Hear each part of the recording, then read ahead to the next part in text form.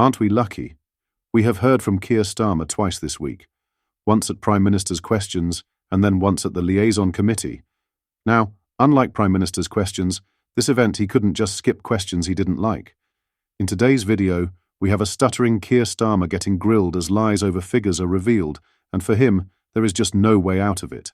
We will watch and react, whilst also going over all of the latest news from up and down the country. But first, hit the like button and subscribe to the channel and join our fast-growing community. Just a quick one to say we do have t-shirts available on our website. We have stuck Farmer and Make Britain Great Again ones.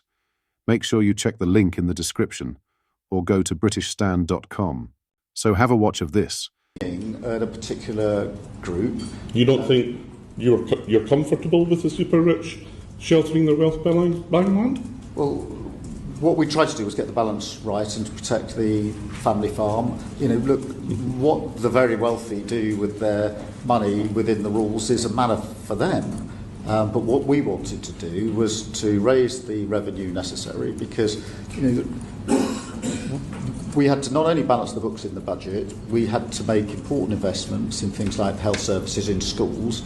That meant we had to raise revenue, and that's why we did this amongst other measures. But at the same time, we wanted to put in thresholds that ensures in the average case, the vast majority of farms, family farms, could be passed on without being affected by the inheritance tax. That was the scheme and the purpose of it. So how many family farms do you think are going to be caught by this? Well, we've been through the figures on this, and just to rattle I can help you here. HMRC say that there were about 500 claims for agricultural property relief. Yeah. So is that a robust figure for those who will be caught? That is a robust figure. It's published by the Treasury, certified by the OBR. Currently, as I think you know, 73% of APR claims are less than £1 million, and 40% of APR goes to the 7% wealthiest claimants, and therefore I'm confident that this gets the balance right between raising the revenue that we needed to, but also protecting most of the estates. The changes apply not just to agricultural property relief, they also apply to business property relief, do they not? Yes. Now, in practice, the figure that you've given us, 500 estates there, does not include estates where the land would have been passed on using business property relief, does it? Well, I think that it does. I'll certainly go away. No, I can assure you that it doesn't. Well, the figure of 73% of APR claims are less than £1 million is a figure both from the Treasury and certified by the OBR. And I'm confident as those who have had agricultural property relief. You can certainly come back to it. Yeah. If you are satisfied, Prime Minister, that 500 figure is not as robust as it may appear, and a lot of people have changed their mind on that in recent weeks, would you persuade the Chancellor to meet with the farming unions, because she has refused to do that thus far? Well, I met, as you probably know, with the NFU President just a few weeks ago. Met actually previously on a number of occasions with his predecessor, and there's no issue with meeting. Of course there isn't. Well, but for the Chancellor of the Exchequer? Well, that'll be a matter for her, but there's no in principle. I mean, I myself met the President of the NFU, and I think that...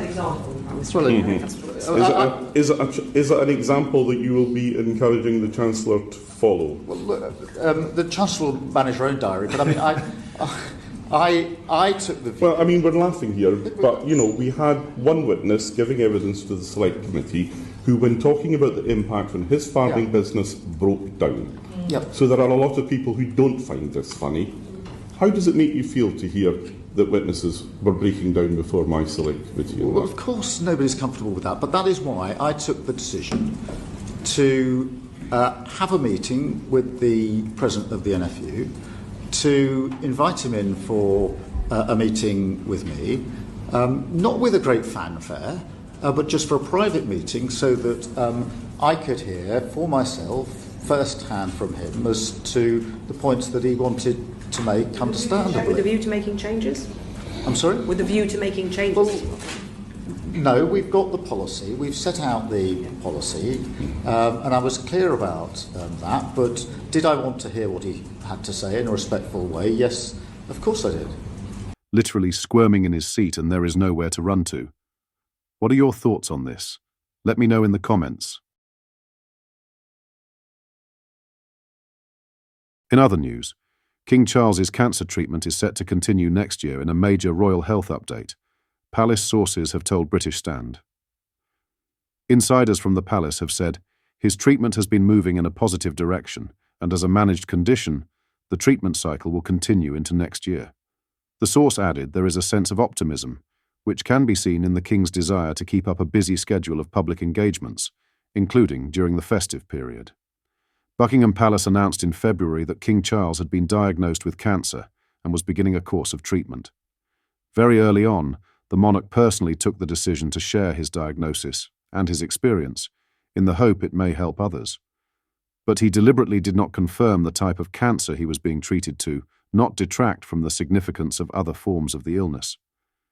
It is also unclear what type of treatment he has specifically had, but he has regularly been in London for private appointments.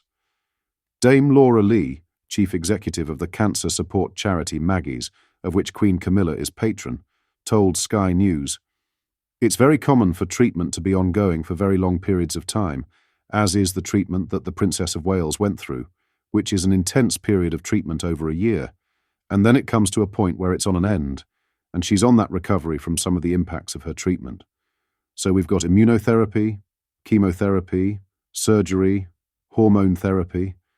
There are all sorts of different treatment modalities, and so it's not surprising at all." Speaking more widely about the openness of both the King and the Princess of Wales, she continued to tell the publication, "What we've heard from our centre visitors, it's been good that they haven't just shone a light on one specific cancer type, but they've shone a light on cancer as a whole, and that there's varying treatment and varying impacts and varying different ways of navigating the challenges that cancer bring. And I think that approach has been much more effective and positive for the cancer community. I know firsthand that everyone is so grateful to them for doing that." Later, the King and Queen will carry out their last big public engagement before they begin their Christmas break, meeting local community volunteers, young people, emergency services, and faith representatives in Waltham Forest. Their visit comes, as palace sources said, the intention is for the monarch to return to a full programme of public duties next year. Planning for the first half of the year is set to involve an exciting mix of national and international events. What are your thoughts on what we discussed in today's video? Let me know down in the comment section below. If you've not yet already, make sure you do drop a like on this video and subscribe to the channel for more British content. Thank you, take care, goodbye.